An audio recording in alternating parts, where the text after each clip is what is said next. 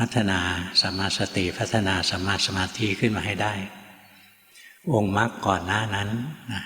อีก6 องค์นั้นองค์มรรคอีก6 อันนะเป็นพื้นฐานที่จะสนับสนุนให้เราพัฒนาสัมมาสติและสัมมาสมาธิขึ้นมาอย่างมีสัมมาทิฏฐินะเราเรียนรู้ทฤษฎีที่ถูกต้องนะรู้ว่า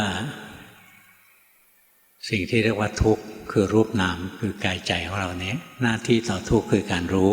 นะสิ่งที่เราต้องละคือความอยากนะไม่ใช่อยากละทุกข์แต่ท่านให้รู้ทุกข์เนี่ยเราต้องรู้หลักอย่างนี้ให้แม่นไม่งั้นเวลาภาวนานะจะผิดเลยอย่างเวลาจิตเราฟุ้งซ่านขึ้นมานะเราอยากละอยากให้จิตสงบอยากละ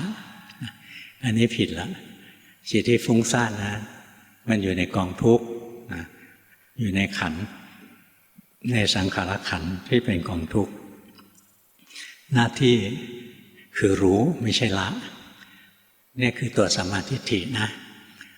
รู้ว่าเราต้องรู้ทุกข์ละอะไรละความอยากของเราเสียนี่เป็นพื้นเลยที่ต้องเข้าใจ